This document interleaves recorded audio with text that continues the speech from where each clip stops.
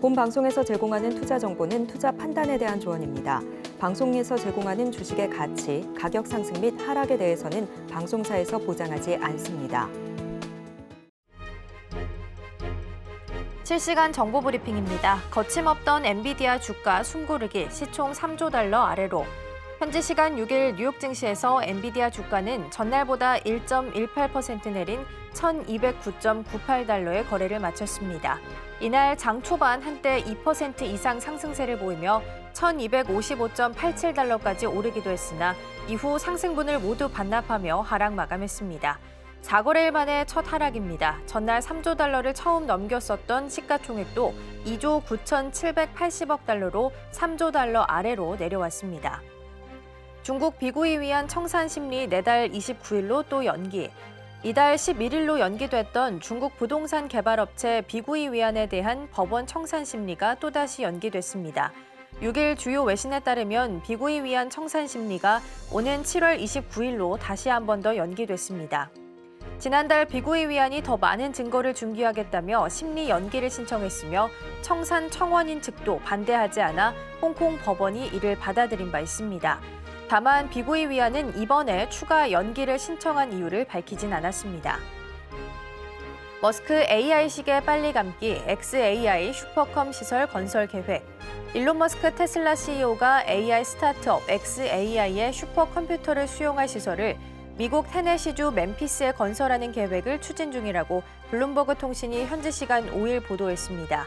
테네시주의 민간 기업들이 자금을 지원하는 비영리 기관 그레이터 멤피스 상공회의소의 테드 타운샌드 회장은 머스크와 XAI 팀이 테네시주 멤피스에 이 도시 역사상 최대 규모의 투자가 될 새 시설 건설을 위해 지난 3월 초부터 공무원들과 협력해왔다고 언급했습니다. TSMC 계열사 싱가포르의 11조 원 규모 반도체 공장 건설. 세계 최대 반도체 파운드리 기업 대만 TSMC의 계열사가 싱가포르에 약 11조 원을 투자해 반도체 공장을 짓기로 했습니다. 현지 시간 6일 로이터 통신에 따르면 TSMC 계열사인 타이완 뱅가드 국제 반도체 그룹과 네덜란드 대형 반도체 회사 NXP는 싱가포르에 합작 법인을 세우고 78억 달러를 투자해 반도체 웨이퍼 제조 공장을 건설한다고 발표했습니다.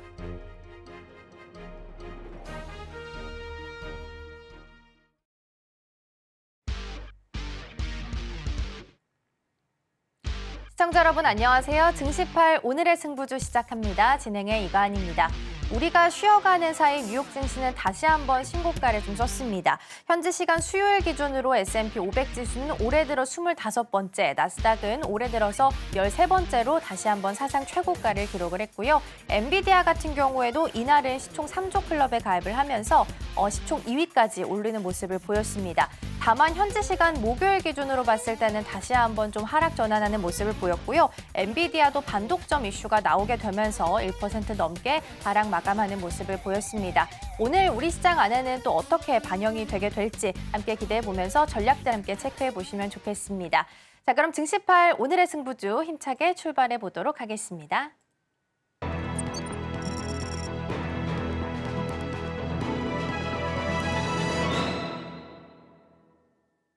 안녕하십니까, 박정우 PD입니다. 우리 시청자분들 어제 잘 쉬셨습니까?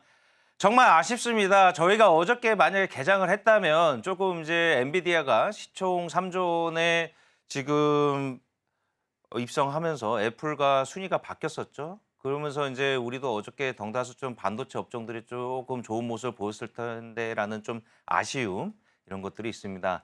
미국 시장은 오늘 발표되는 이제 고용 지표와 이제 FOMC가 또 앞서서 이제 대기하고 있죠. 그래서 약간 눈치 보기 장세로 혼조세로 마감했다라고 보여지고요. 그다음에 이제 최근에 이번 주에 발표된 지표들이 이제 금리 인하에 관련돼서 좀 우호적으로 나오다 보니까 제가 엊그제 방송에서도 말씀드렸지만 우리가 너무 금리에 포커스가 맞춰져 있다. 이거를 다시 한번 좀 말씀드려보고 싶고요. 이제 주식을 투자한다는 것은 우리가 위험 자산에 투자하는 거기 때문에 살짝 너무 한쪽으로만 절대적으로 치우치면 안 된다. 이런 말씀을 드리는 게 오늘 이제 미국 시장에서 또 이런 코멘트들이 나오고 있어요. 조금만 발을 잘못 디디면 경착륙을 할 것 같다. 우리가 바라는 것은 경기가 고성장하고 안전하게 연착륙이 뭐죠? 그게 안전하게 고용시장이나 여러 가지 경기 데이터들이 갑자기 냉각되지 않게 천천히 내려오게 되는 것을 바라고 있는데 경착륙이라는 것은 갑자기 모든 지표들이 고용과 실업률 이런 모든 지표들이 갑자기 급격하게 내려가면서 경기가 냉각되는 현상을 말하는데 지금 10년물 국채금리도 보면은 데이터가 얼마 전까지만 해서 4.8%였던 것 같은데 벌써 4.2%대로 또 급 강화하고 있습니다. 이런 것들을 봤을 때 우리 시청자분들이 조금 이제 금리 인하에만 너무 포커스를 맞추기보다는 전반적으로 좀 숲을 볼 때가 됐다라고 저는 다시 한번 생각이 들고요. 그다음에 이제 간밤에 또 캐나다부터 시작돼서 G7 국가 중에 캐나다 그리고 유럽에서 금리 인하를 시작했습니다. 그래서 이 부분들이 오늘 우리나라 시장에는 어떠한 영향을 미칠지 저도 조금 금요일이지만 좀 긴장하면서 좀 바라봐야 되지 않을까 싶습니다. 우리 시청자분들 제가 말씀드리지만 요즘에 또 개별 이슈가 많고요.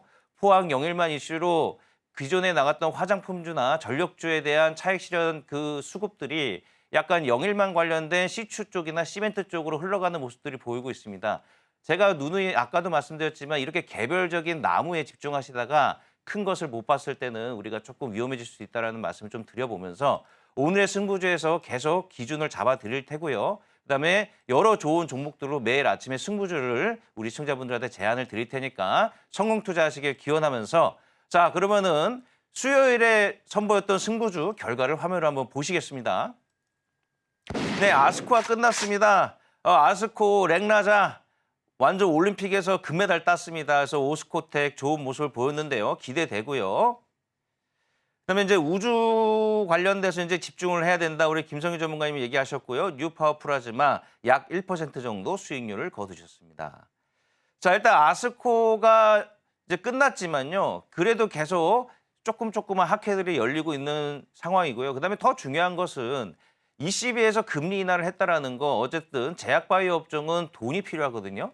R&D, 우리가 R&D 제약바이오는 생명공학이고 돈이 많이 들어갑니다. 임상을 진행해야 되고 연구도 해야 되고 그러기보다는 금리가 인하된다면 좀 우호적인 환경으로 바뀔 수 있거든요. 그래서 제약바이오 업종 임창희 대표님, 네.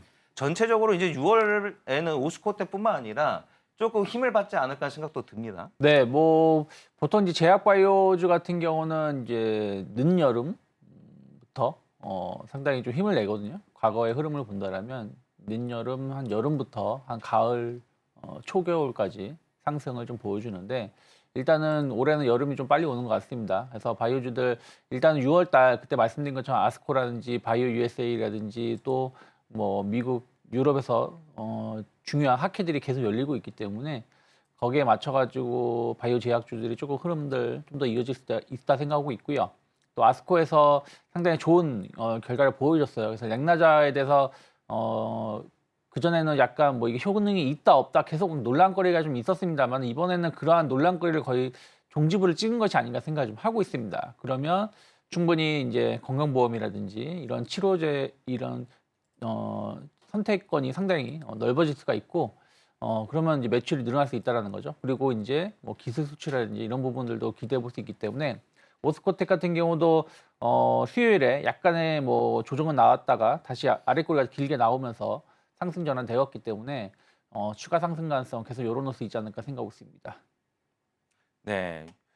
어쨌든 지금 제약바이오 늦여름부터는 좋다 이렇게 얘기하셨고요. 그다음에 제약바이오는 어쨌든 우호적인 상황이니까 우리 시청자분들 아스코가 끝났다 해서 끝난 거 아닙니다. 이제 줄지어서 이제 아까 학회들이 또 이어져 있기 때문에 제약바이오 업종은 우리 이창희 대표님이 계속 선보일 예정이니까 많은 관심 부탁드리고요. 근데 이제 김성현 전문가님 지금 상황 자체가 너무 포항 영일만 쪽으로 집중되다 보니까 큰 이슈 없는 업종들은 좀 움직임이 좀 재미가 없었거든요. 네. 그러다 보니까 우주 관련된 우리 뉴파워 플라즈마도 좀 살짝 모습들이 아쉬웠지만 그래도 수익률이 안 좋은 건 아닙니다. 네. 그래서 이제 약간 AS를 좀 부탁드리겠습니다. 자, 일단 뉴파워 플라즈마 같은 경우는 제가 일단 말씀드렸듯이 여기에 관련해 가지고 여러 가지 이슈들이 있죠. 그래서 플라즈마 관련돼 가지고서 반도체라든가 다른 쪽으로도 사실은 원래 본업이 있는데 그 이외에 이쪽으로 해 가지고서는 우주 항공 쪽으로 엮이다 보니까 이런 부분이 있는데요.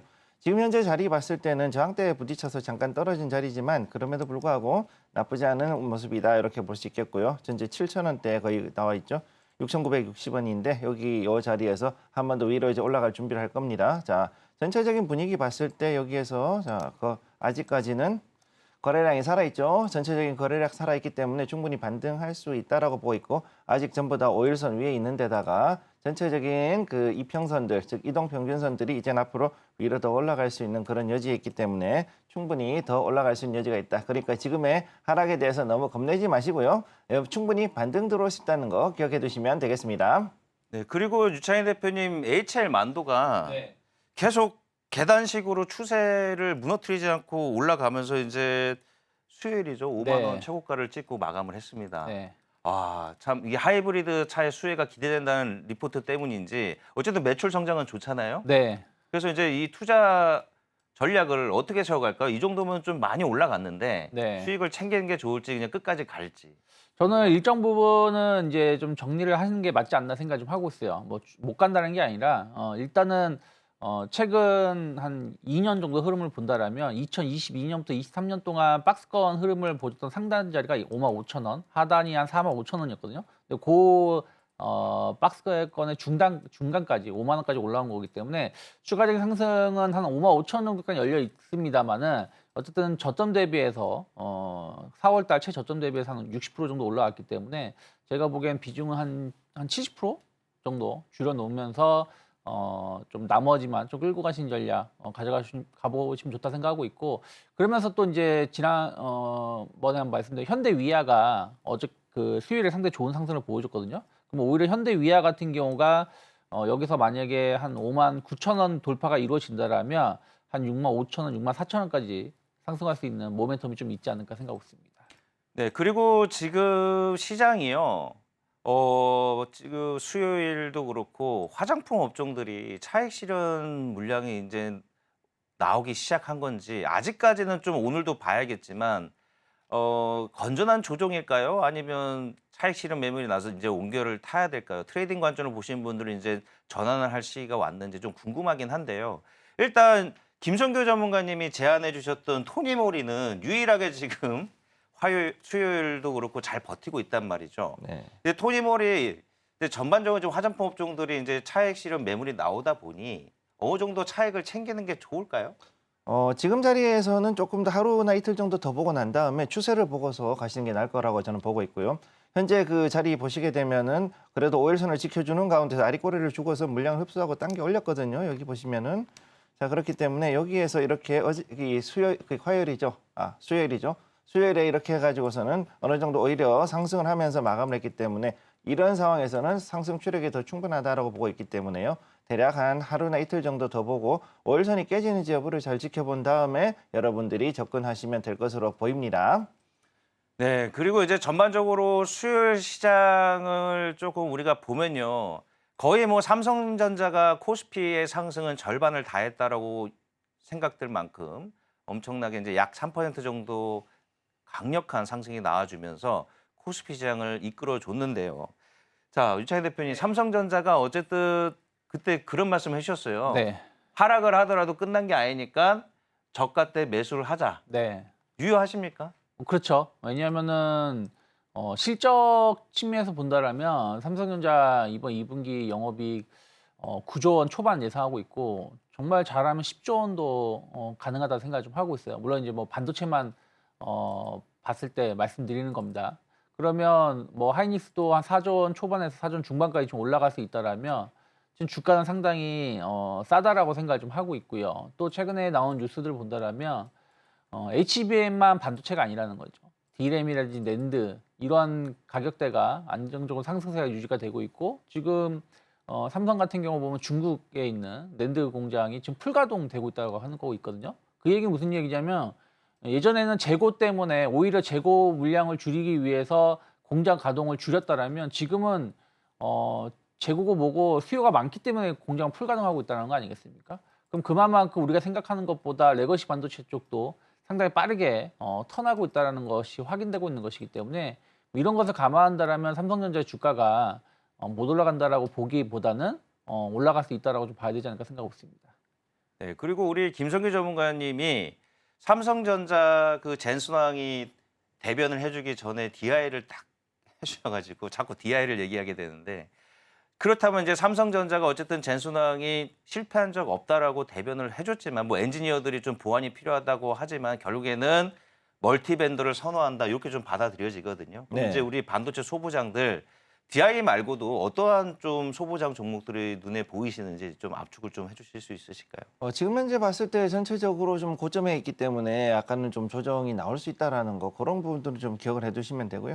그렇지만은 제가 봤을 때는 그래도 한 DI 이외에도 나쁘지 않은 거를 찾는다 그러면 저는 개인적으로 우선은 YC 정도 일단 한번 볼게요. YC 고점이긴 하지만 나쁘진 않은 자리. 자, 여전히 여기서 이제 강하게 추세는 안 들고 있고 계속 올라가고 있는 자리입니다. 그래서 이 종목 같은 경우는 현재 이 자리에서 계속 음봉이 3일째 나오고 있고 조금 꺾일랑 말랑하고 있지만 여전히 이제 5일선을 지켜주고 있는데 오늘 같은 자리에서는 조금 한번 하루 좀 쉬었다가 그리고서는 조정이 나오고 난 다음에 들어가신 게 나을 것 같고요. 개인적으로는. 그래서 여기에서 자리를 본다 그러면 14,800원대까지 한번 좀 보고 가실 수도 있고 그다음에 기존에 보유하고 계신 분이 있다면 요거는 조금 더 한 2, 3일 정도 즉 내일은 아니고 이제 다음 주 초반까지는 조금 더 지켜보고 가셔도 나쁘진 않을 것이다. 이렇게 말씀드리겠습니다. 네, 그리고 저는 오늘 시장에서 완전한 키포인트는 생각지도 못했던 이슈였죠. 포항 영일만 액트지오 대표가 방한을 해서 오늘 인터뷰를 한다고 했습니다. 그래서 이제 이 기점으로 좀 시장이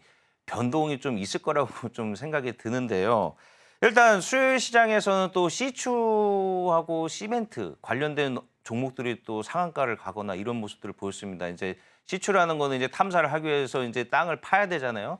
굴을 파야 되는데 이제 거기에 이제 케이싱이라 그래가지고 파이프를 외벽을 치고 들어가고 그 외벽을 또 보호하는 또 시멘트 작업을 또 해야 된다 그래가지고 관련돼갖고 이제 관관이라고 하네요. 관광 관련주나 시멘트, 레미콘 관련주들이 거의 뭐 상한가에 입박하는 그런 모습들을 보였습니다. 그리고 역시나 한국가스공사는 그동안 소외받았던 거에 대한 울분을 이제 다 주가로 터트리는지 또다시 급등하면서 마감을 했는데 자, 유창희 대표님 이런 식으로 지금 좀 업종을 이어가면서 급등 현상들이 나오고 있는데 트레이딩 전략으로는 유효하겠지만 네. 다시 한번 좀 생각을 좀 여쭙고 싶습니다. 네. 이러한 모습들. 사실은 좋은 건 아니죠. 근데 뭐 일단 분위기라는 게 한번 만들어지게 된다라면 뭐 그쪽 관련된 기업들, 뭐 관광 기업들 혹은 뭐 가스 관련된 에너지 기업들 충분히 트레이딩 흐름들을 보여줄 수 있다 생각 좀 하고 있어요. 그래서 그저께죠. 그러니까 월요일에 급등을 하고 화요일에는 하락이 나오거나 윗꼬리가 길게 나왔지만 다시 수요일에 좀 반전을 일으킬 수 있는 모습, 그러니까 또 기대감을 보여주면서 마감을 한 것이기 때문에 오늘 상당히 중요하다 생각을 좀 하고 있어요. 다만 오늘 어떻게 마감될지 모르겠지만 오늘 상승을 한다고 하더라도 이제 또 주말이 끼게 되거든요. 그러니까 보통 테마주들은 주말을 금요일에 좋게 마감하든 안 좋게 마감하든 그 주말이 지나게 되면은 이제 그 이벤트가 약간 소멸하는 경우가 좀 있습니다. 그래서 오늘 올라온다라면 만약 고점에서 그 손실 보고 계시다고 하더라도 약간 비중을 줄이시거나 혹은 뭐 수익으로 전환됐을 때 마찬가지 비중을 줄이면서 리스크 관리를 하면서 한 주를 마감하는 게 맞지 않을까 생각 좀 하고 있습니다. 네, 지금 뭐 나라에서도 시끄럽죠. 액트지오하고 정부 쪽 입장에서는 경제성이 있다라고 얘기하지만 좀 외신이나 이런 쪽 보도를 보면은 뭐 가망이 없다, 경제성이 안 좋을 거다 이런 얘기들이 드는데 김성규 전문가님이 좀 NA 쪽에서 종사를 하셨었으니까 어떻게 바라보시나요? 여전히 조선주는 좋다라고 생각하시나요? 좀 나아가서는.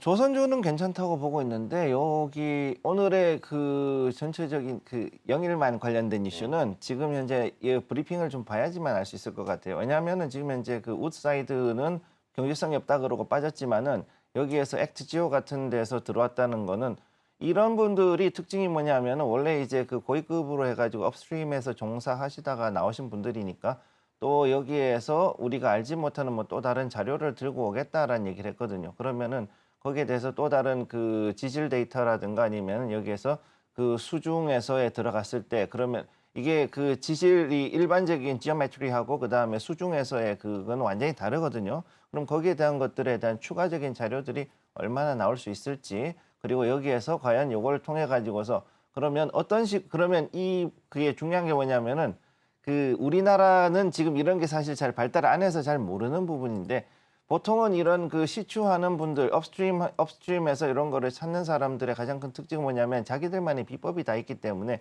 거기에 맞춰가지고 얘기를 하는 거거든요. 그러니까 이 전문가가 이 얘기를 했을 때 이게 맞다고 무조건 갈 수도 없는 거고, 그리고 다른 전문가가 다른 이야기를 했다 그래서 이게 무조건 틀렸다라고 얘기를 할 수도 없는 거예요, 사실은.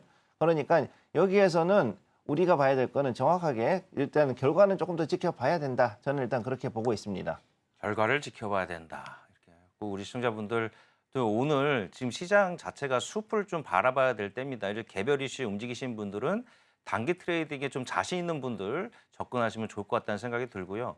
그다음에 이제 이슈별로 마지막으로 좀 질문 드려보고 싶은 게 안 할 수가 없습니다. 2차 전지 관련된 질문인데 5월 말까지만 해도 좀 암울했던 2차 전지들이 신저가 행진을 이어갔었죠. 근데 이제 최근 6월 들어서 좋은 모습을 보이고 있어서 이제 전기차와 관련된 판매 실적도 좋아진다고 하는데 유창희 대표님 2차 전지 관련돼서 네. 전반적으로 그냥 단기 트레이딩으로 봐야 될까요? 아니면 추세 전환을 했다고 보시나요? 뭐 여기서 추세 전환했다라고 말하기 힘들죠. 저점에서 조금 올라왔다고 해서 V자 반등을 할 거였으면 이렇게 조정이 나오지도 않았다는 생각을 좀 하고 있습니다. 다만 최근에 좀 2차 전지 쪽을 본다면 장비 쪽은 조금 강하게 연속된 상승을 좀 보여주고 있거든요. 뭐 PNT라는 이런 회사들을 본다면 아무래도 이제 장비는 이제 ESS라든지 이런 쪽에 대한 어떤 기대감들이 좀 있다 보니까 올라오는 것이기 때문에 조금 구분을 해서 대응하시면 좋지 않을까 생각하고 있고, 저는 뭐 2차 전지 소재, 뭐 양극재라든지 음극재 뭐 이런 기업들은 아직은 뭐 기술적 반등에 불과하다라고 말씀드릴 수밖에 없고, 그리고 또 이제 아까 장비 말씀드렸지만 또 동박 관련해서 뭐 물론 SKC는 약간 유리기판 이슈도 좀 있습니다만은 SKC라든지 뭐 제가 말씀드렸던 롯데에너지 머티리얼즈 같은 경우도 다시 한번 저항 상단을 돌파를 좀 준비하고 있기 때문에 2차 전지라고 해서 다 못 가는 건 아닙니다. 그 안에서 좀 이슈가 있는 쪽에 대해서는 좀 관심을 가했을 때 전체적인 2차 전지의 분위기는 여전히 조금 보수적으로 봐야 되지 않을까 생각하고 있습니다. 네, 2차 전지가 수요일장에서 워낙 바닥에 있다 보니까 좀 매수세가 들어오면서 반등하는 모습을 보였습니다. 셀이나 소재 등등 다양한 쪽에서 좀 올라오다 보니까 이 부분까지 좀 체크를 해봤고요. 오늘장에서 어떤 흐름을 보이게 될지도 함께 체크해 보시면 좋겠습니다. 자, 이어서 오늘 시장 안에서는 어떤 이슈에 주목해 보면 좋을지 두 분께서 선정해 주셨는데요. 주제 먼저 확인해 보시죠. 네, 먼저 우리 유창희 대표님은 엔비디아 시총 3조 달러 돌파. 라는 주제이고요. 우리 김성규 전문가님은 이제는 AI 소프트웨어로라는 주제 준비해 주셨습니다. 네, 먼저 우리 유창희 대표님과 함께 이야기 나눠보도록 하겠습니다. 엔비디아 시총 3조 달러 진입이란 주제입니다. 아쉽게도 어제장에서는 또 다시 내려오긴 했어요. 네. 하지만 뭐 여전히 그러니까 뭐 약간의 이제 고점을 보여주고 나서의 조정은 나올 수 있겠습니다만은 길게 본다라면 저는 최소 한 1분기 이상은 추가적인 상승 가능성 열어놓을 수 있지 않을까 생각을 좀 하고 있거든요.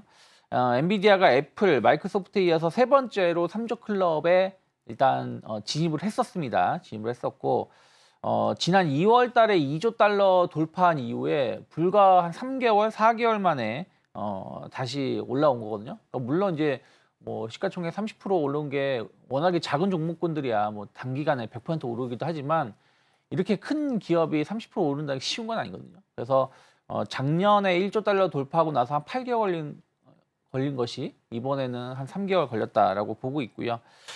이유는 이제 독점적인 GPU 시장을 지금 가지고 있다라는 것이죠. 물론 뭐 AMD라든지 뭐 일부 기업이 있습니다만 아직까지도 이들 기업 제품보다는 엔비디아 제품이 거의 뭐 99% 지금 사용되고 있다라고 보셔야 되는 것이고, 거기다가 이제 액면 분할에 대한 어떤 기대감들, 이제 지금 오늘부터 이제 액면 분할 시점인 거죠. 그래서 아마 다음 주 주식을 받을 때는 이제 120달러가 되겠죠. 지금 1200달러니까요. 그래서 액면 분할에 대한 어떤 기대감들이 주가에 또 긍정적 영향을 좀 주지 않았나 생각을 좀 하고 있습니다. 그래서 지난번 그 실적 발표를 했을 때 그때가 이제 $1000가 안 됐을 때인데 그때만 매수해도 최소 거의 뭐 30% 가까이 수익이 날 수 있었지 않나 생각을 좀 하고 있는데요.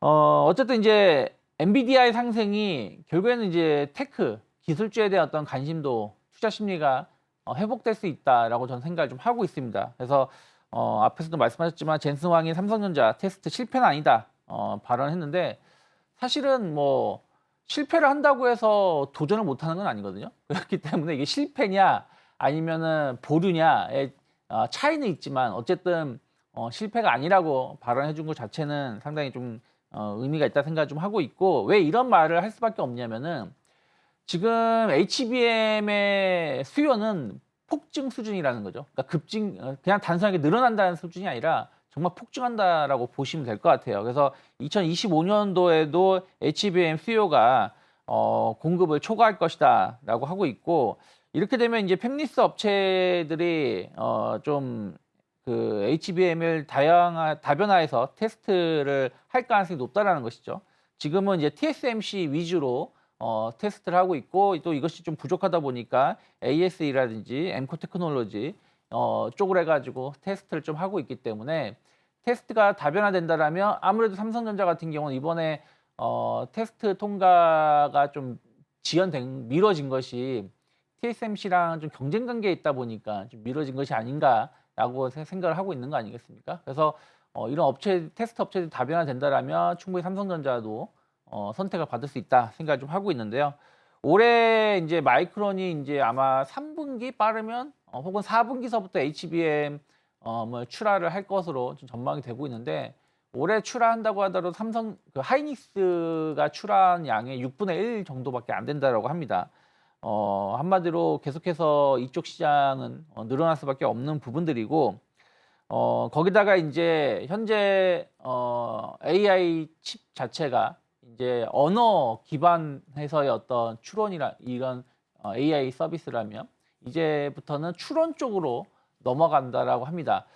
추론으로 넘어가게 된다라면 HBM이라든지 DRAM이라든지 낸드의 수요가 더 필요하다라는 것이죠. 단순하게 언어로만 대응을 하는 게 아니라 추론까지 간다는 얘기는 그만큼 더 많은 연산이라든지 이런 게 필요하니까요.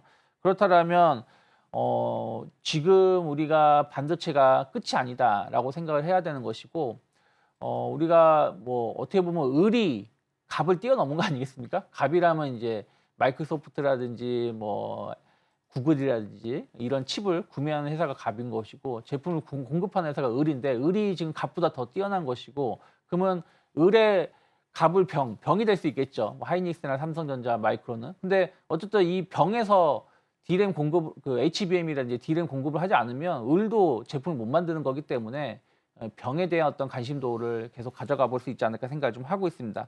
거기다가 이제 9월 달, 지금 어쨌든 ECB가 매파적인 금리 인하라고 했지만 어쨌든 금리 인하를 한 거거든요. 캐나다도 그저께 금리 인하를 한 것이고, 전격적으로. 그럼 미국도 9월 달에 금리 인하 가능성이 상당히 높아졌습니다. 지금 50%대에서 패드워치를 본다면 거의 70% 후반, 중후반까지 높아진 상황이기 때문에 금리 인하에 대한 어떤 기대감들도 기술주에 대해서는 상당히 투자 심리가 우호적으로 변할 수 있지 않을까 생각을 좀 하고 있어요. 그래서 뭐 비록 어저께 엔비디아가 뭐 1일 천하, 뭐 3조 달러가 조금 내려와서 마감을 했습니다만은, 어쨌든 우리나라 같은 경우 본다라면 월요일부터 좀 반도체 쪽으로 해가지고의 매기가 들어오고 있었고, 그저께도 반도체 쪽으로 해서 강한 상승을 하면서 마감을 한 것을 감안한다라면, 의외로 6월달 제가 계속 말씀드렸지만 WWDC든 삼성전자 개발자 컨퍼런스든 또 6월 26일쯤에 마이크론 테크놀로지 실적이든 계속 이런 거 일정을 본다라면 기술주에 대해서 우호적인 시장이 형성되고 있지 불리한 시장은 아니다. 그러면은 반도체 관련해서 꾸준히 관심을 가져볼 수 있지 않을까 생각하고 있습니다. 네, 우리 시장 안에서는 반도체가 주도주로서의 여전히 좀 힘을 내지 못하고 있는 상황이지만 앞으로가 더 좋아질 수 있다라는 부분을 보셔야 될 것 같고요. 특히나 엔비디아 같은 경우에 총 3조 달러에 진입한 게 시간이 얼마 걸리지 않았다라는 부분이 포인트이기 때문에 많은 분들이 좀 주목을 하고 계신 것 같습니다. 대표님, 근데 엔비디아 CEO인 젠슨 황이 내년 3월까지 최대 60만 주를 매각한다라는 소식이 전해지기도 했습니다. 물론 처음 나온 이야기는 아니고 이미 공시된 바 있었던 내용이긴 합니다만 사실 CEO가 매각을 한다는 게 좋은 뉴스는 아니잖아요. 그래서 여기서 좀 빨리 나와야 된다는 힌트를 찾아야 되는 건지도 궁금하거든요. 근데 이게 예를 들어서 어저께 갑자기 이런 얘기가 나온 거라면 단기 고점 아닌가라고 생각할 수 있겠습니다만은 이미 젠스왕은 이제 주식 옵션을 받은 게 있었고 이것을 이제 순차적으로 매각하겠다라고 이미 미국 증권위원회에 보고를 한 게 있습니다. 그 스케줄에 맞춰서 매도를 하는 것이지 뭐 급격하게 갑자기 뭐 이제 주가가 다 올랐으니까 매도를 하는 건 아니다 생각하시면 될 것 같아요. 어찌되었든 뭐 젠스왕이라고 해서 돈이 필요 없는 건 아니지 않습니까? 그래서 일정 부분 보수를 주식을 받은 거에 대해서 현금화하는 것이기 때문에 그거로 인해서 주가가 하락한다라고 말할 수는 없다라고 생각하고 있습니다. 그리고 왜 그러냐면 또 JP 모건 같은 경우도 이제 오너가 이제 곧 이제 임기가 끝나지 않습니까? 뭐 곧이라고 말해도 한 3, 4년 아직 남았습니다만은 어쨌든 꾸준하게 주식을 매도를 하고 있는 부분들이 그때 당시에는 일시적으로 영향을 좀 끼칠 수 있겠습니다만 길게 본다라면 큰 영향은 없다라는 거 감안한다라면 엔비디아 젠스왕의 주식 매도는 너무 우리가 걱정할 필요 없다. 우리가 한 2주 전에도 보신다라면 큰 투자자가 자기는 주식 다 팔았다 했거든요. 근데 그때가 900달러였어요. 지금 1200달러입니다. 그러면은 그 큰 투자자가 주식을 다 팔았다고 해서 주가가 빠졌느냐? 물론 약간 일시적으로 변동은 있었습니다만 결국에는 갈 주식은 오른다라고 생각을 하면서 접근하는 게 맞지 않나 판단하고 있습니다. 네, 변동은 있을 수 있겠지만 길게 보고 가면 크게 영향은 좀 미비할 수 있다라는 부분에 포인트를 두셔야 될 것 같습니다. 이번에 우리 김성규 전문가님한테 반도체 관련해서 질문 하나 드려보도록 할게요. 일단 엔비디아가 6월 10일에 액분위 연재 예정이 되어 있습니다. 이제 그때부터 반영이 될 텐데 그러면 가격적으로 봤을 때 삼성전자나 SK하이닉스나 엔비디아 이렇게 세 개 놓고 봤을 때 사실 메리트가 엔비디아에 조금 더 있지 않나라는 생각도 좀 들거든요. 요거 이렇게 이동이 될 수 있다라는 부분도 좀 유의를 해야 될까요? 약간은 있을 수 있는데 지금 현재 이 부분에 대해서는 제가 좀 이따가 바로 말씀드리겠지만은 현재 이 엔비디아하고 그다음에 이제 너무 AI에 집중이 돼 있다 보면은 앞으로 분명히 이제 견제가 들어온다라는 거죠. 미국이 어떤 나라냐면은 절대로 어느 하나의 그 업체나 혹은 여러 개의 그 기업 집단이 이렇게 해가지고선 시장을 이끌어가는 것을 용납을 하지 않는 원래 그런 전통이 있기 때문에 지금 여기에 대해서 분명히 이제 문제가 있을 거라고 보고 있습니다. 따라서 약간은 조정은 있을 수 있다. 저는 일단 그렇게 보고 있고요. 일단 여기에 대해서는 조금 이따 다시 말씀드리도록 하겠습니다. 네. 네, 말씀을 또 나온 김에 그럼 다음 주제로 넘어가서 이어서 계속해서 이야기 나눠보도록 할게요. 이번에는 그럼 AI 소프트웨어 쪽에 좀 초점을 맞춰서 이야기를 나눠볼 텐데요. 어떤 내용일까요? 네, 지금 현재 제가 보는 거는 우선은 그 이제 소프트웨어로 갈 수밖에 없는 이유가 뭐냐면 하드웨어가 이제는 어느 정도 발전이 될 때까지 됐고 여기서 약간은 이제 좀 약간의 캐즘이 분명히 발생할 수 있다라는 걸 여러분들께 말씀드리기 위해서고요. 첫째.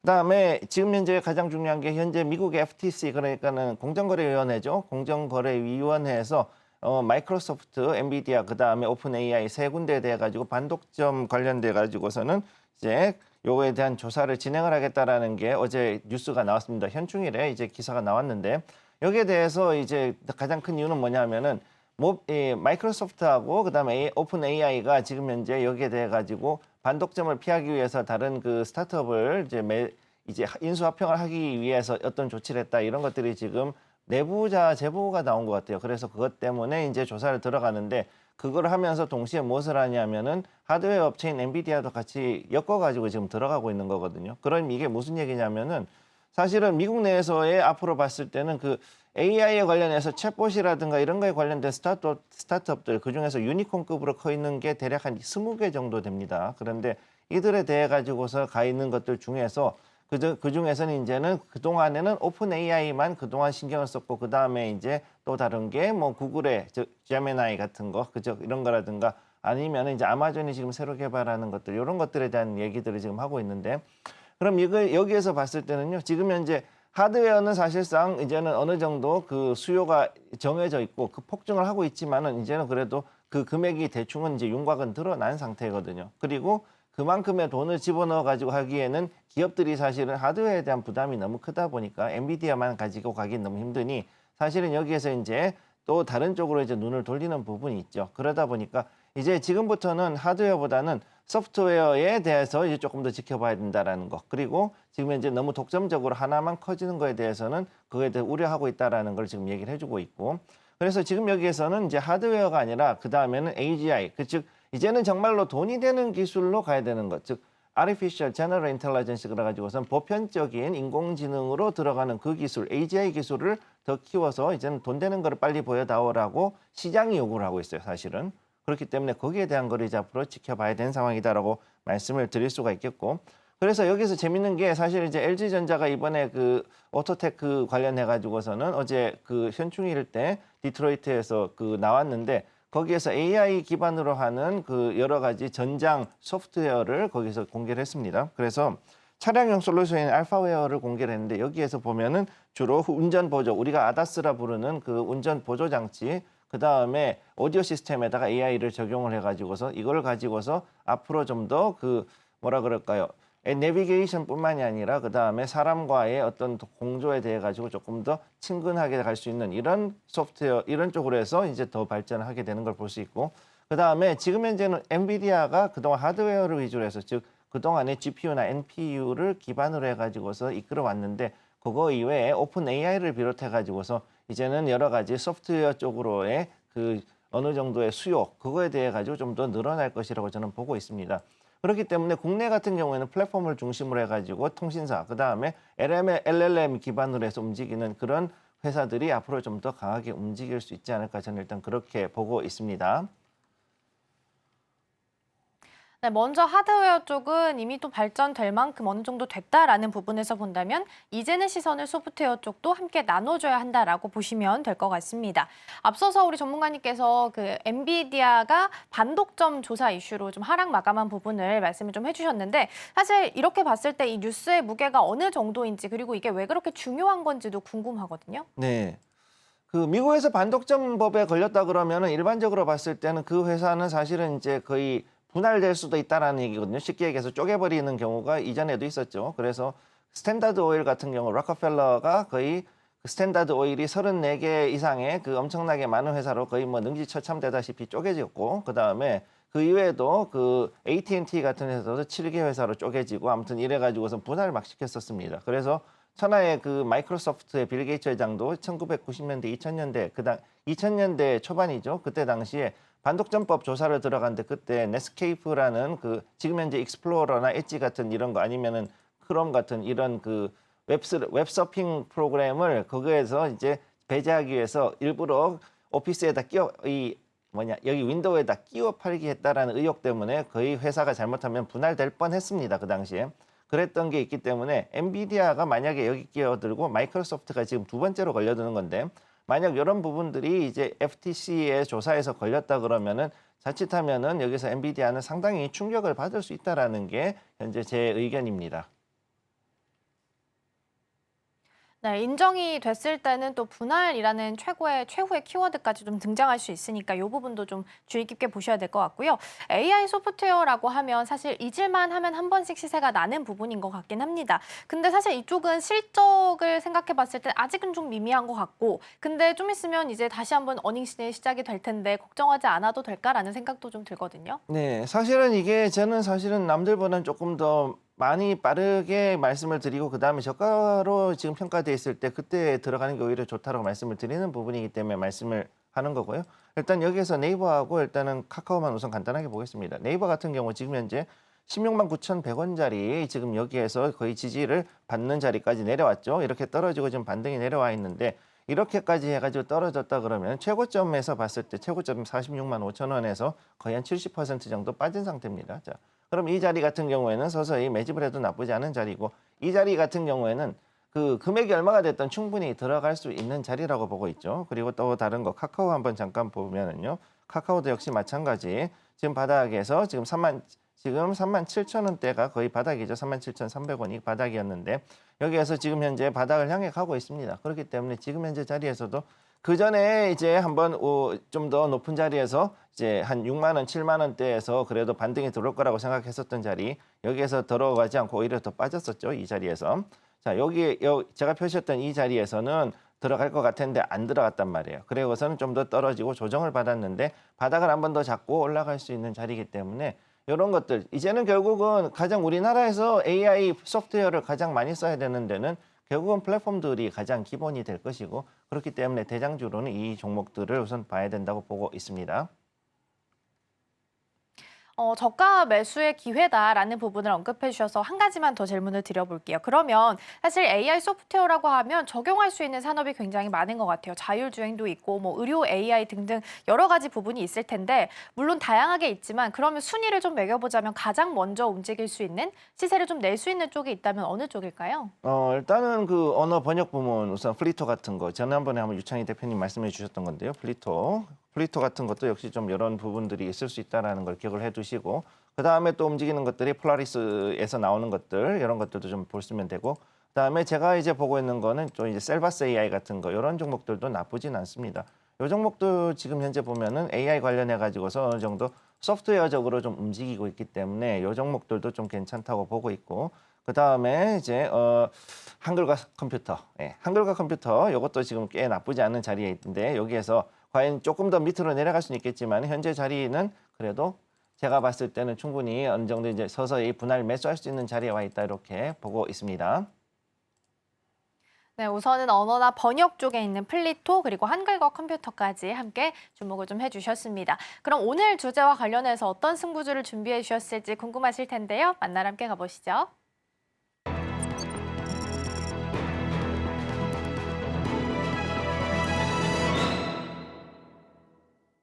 네, 이어서 오늘의 승부주 확인해 보도록 하겠습니다. 두 가지 종목 어떤 종목으로 선정해 주셨을지 화면을 통해서 확인해 보시죠. 네, 먼저 우리 유창희 대표님은 KC텍 그리고 김성규 전문가님은 폴라리스 오피스 선정해 주셨습니다. 네, 먼저 우리 유창희 대표님과 함께 승부주 만나보겠습니다. KC텍 준비해 주셨는데 이 종목은 어떻게 전략 좀 세워볼까요? 네, 뭐 KC텍을 말씀드리기 전에 뭐 엔비디아 이제 독과점 뭐 이슈가 좀 있는데 저는 뭐 이거는 너무 걱정할 필요는 없다. 왜 그러냐면은 엔비디아가 어떤 자기네 제품을 팔기 위해서 압력을 준 게 아니라 지금 모든 기업이 엔비디아한테 제품 달라고 하는 거 아니겠습니까?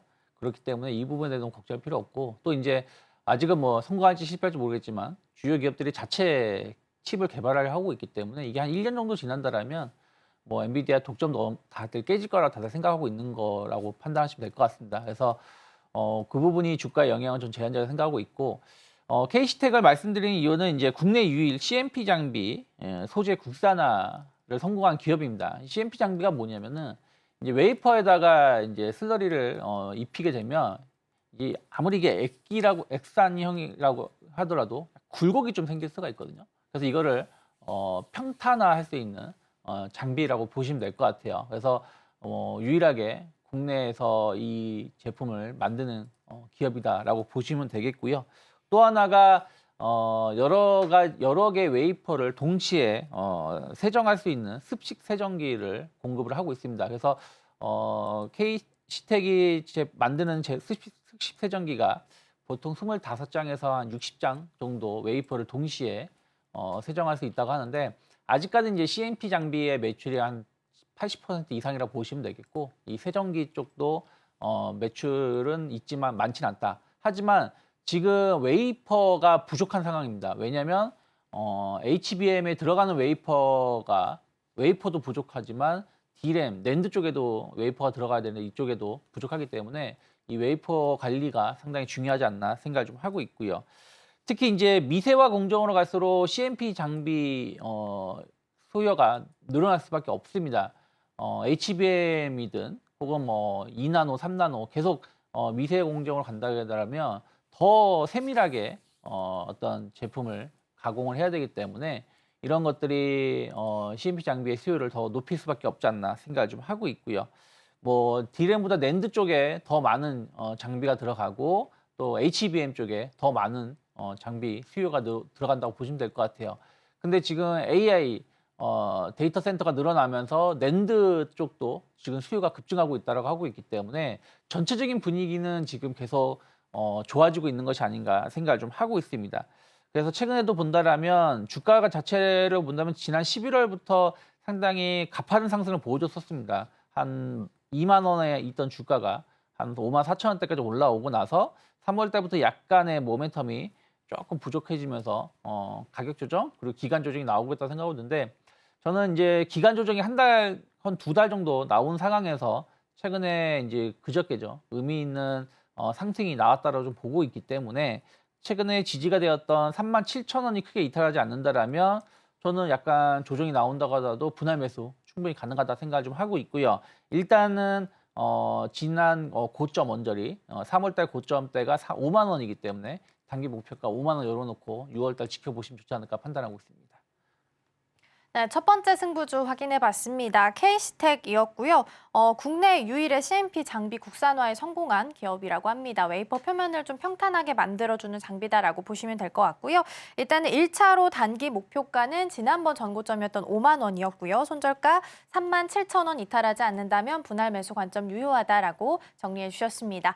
자, 이어서 두 번째 승부주도 확인해 보겠습니다. 이번에는 폴라리스 오피스 만나볼 텐데요. 사실 AI 소프트웨어 관련주 중에서 가장 대표적인 종목이 또 아닐까라는 생각도 듭니다. 어떤 전략 함께 세우면 좋을까요? 네, 일단 기본적으로 IT 소프트웨어 관련주이고 폴라리스 오피스라든가 모바일 백스인이라든가 아니면 이제 아틀라시안이나 모바일 게임 뭐 이런 사업들을 지금 계속하고 있는 상당히 여러 분야에 포괄적으로 움직이고 있는 종목이라고 보시면 되겠고요. 폴라리스 오피스 같은 경우는 지금 이제 보안 플랫폼을 개발하고 또 이제 UAG 보수까지 하고 있기 때문에 사실상 AI가 필요로 하는 모든 것들을 거의 다 갖추고 있는 그런 회사라고 보시면 되겠습니다. 자, 그렇기 때문에 여기에서 보면은 이제 앞으로 AI 관련해 가지고서 LLM 기반으로 움직이는 것들을 상당히 좀 많이 움직일 수 있을 것으로 보이고 거기다가 또 이제 이번에 최근 들어서 일본에다가 역시 또 여기에 관련되어 있는 오피스 AI 클라우드 서비스가 이제 판매가 됩니다. 그렇기 때문에 일본에서도 앞으로 이제 여기서 어느 정도 매출이 크게 나올 것으로 보기 때문에 이에 관련한 기대감들이 좀 있다라는 거 이런 것들도 좀 지켜보셔야 될 것 같습니다. 그래서 제가 볼 때는 이제 폴라리스 오피스가 생각보다는 그래도 지금까지 매출로나 여러 가지로 선전하고 있기 때문에 앞으로도 좀 상당히 좀 그 모멘텀이 있다라고 보고 있고요. 그 다음에 여기 차트 한번 보시게 되면 현재 자리 7,960원대에서 계속해가지고 며칠째 계속 이제 옆으로 이제 횡보하면서 자리를 다진 모습 보여주고 있죠. 여기서 5거래를 계속 즉 일주일 동안 연속을 해가지고 바닥을 다졌기 때문에 현재 자리에서는 언제든지 치고 올라갈 수 있는 자리다라고 저는 보고 있고 자 그렇기 때문에 제가 봤을 때는 8,010원 오늘 시초가에서 매수하셨을 경우에는 1차로 목표가를 잡는다 그러면 9,500원을 먼저 제가 제시를 해드리고요. 그 다음에 위로 더 올라간다 그러면 여기서 제가 볼 때는 15,000원까지는 어느 정도 올라갈 수 있는 여지가 있다. 앞으로 봤을 때 그 전체적인 그 AI 소프트 관련되어 있는 그런 이슈들이 앞으로 이제 조금 더 한 번 더 캐리를 해줄 거기 때문에 여기에서 현재 자리 나쁘지 않은 자리라고 보고 있고요. 그 다음에 여기에서 이제 마지막으로 손절가를 잡는다 그러면 저는 일단 7,200원 자리에 여기에서 우선 여기에 이 자리에서 우선은 제시를 해드리니까 여기 7,200원에서 만약에 이하로 떨어진다 그러면 그 자리에서 손절하신 다음에 그 아래 단에서 다시 한번 매수하는 전략을 취하시면 되겠습니다. 네, 두 번째 승부주 폴라리스 오피스까지 살펴봤습니다. 일단은 목표가는 9,500원 그리고 손절가 7,200원까지 열어주셨고요. 시간이 조금 남아서 우리 이번 주 수요일이었죠. 수요일에 좀 시세가 났던 AI 소프트웨어 중에 하나가 또 SP소프트가 하나 있어서 이것도 같이 좀 봐주시면 좋을 것 같아요. KT랑 마이크로소프트가 AI나 클라우드 이쪽에 있어서 파트너십을 체결한다라는 소식 속에서 마이크로소프트랑 연동되어 있는 종목이기 때문에 좀 움직임이 보였는데요. 오늘 장 안에서의 흐름 좀 어떻게 보면 좋을까요? 지금 봤을 때 SP소프트는 나쁘지 않은 자리에 있고 그 다음에 조금 더 이제 약간 확실하게 올라갈 수는 있는 종목인데 단 여기에서 이 종목 같은 경우는 조금 변동성이 있는 종목이고 그 다음에 신규주기 때문에 약간 좀 힘들어하실 수 있습니다. 그러니까 SP소프트 같은 경우에는 요거는 단기 투지 트레이딩 그러니까는 일중 매매를 전문으로 하시는 분들 위주로 해서 들어가실 것을 권해드리겠고요. 현재 자리 14,900원짜리에서 일단은 우선은 그 지지를 받고 있고 이쪽에 보면은 강한 지지 라인이 형성이 돼 있기 때문에 이 자리에서 봤을 때는 앞으로도 충분히 더 올라갈 수 있는 자리에 있다. 이렇게 보시면 되겠습니다. 네, 추가적으로 SP소프트 종목 수요일 날 시세를 냈기 때문에 한 가지 좀 더 체크를 해봤습니다. 오늘 두 가지 승부주 하루 동안 수익률 얼마나 냈는지 궁금하다 하시는 분들께서는 오늘장, 내일장 2부를 통해서 확인 가능하니까요. 많은 관심 부탁드리겠습니다. 자, 그럼 방송 마치기 전에 오늘 방송의 핵심 내용 다시 한번 화면으로 정리해 보겠습니다. 네, 먼저 우리 창희 대표님과 함께 엔비디아의 시총 3조 달러 진입과 관련해서 흐름과 관련주 짚어봤고요. 김성규 전문가님과 함께 이제는 AI 소프트웨어로도 시선을 좀 옮겨보자라는 부분 함께 체크해봤습니다. 오늘의 승부주는 KC텍과 폴라리스 오피스 꼽아주셨습니다. 저희가 방송 중에 제공해드린 정보는 투자 판단을 위한 조언일 뿐 해당 종목의 가치와 수익률은 보장하지 않습니다. 저희는 잠시 후 증시 9로 돌아오겠습니다. 시청해주신 여러분 고맙습니다.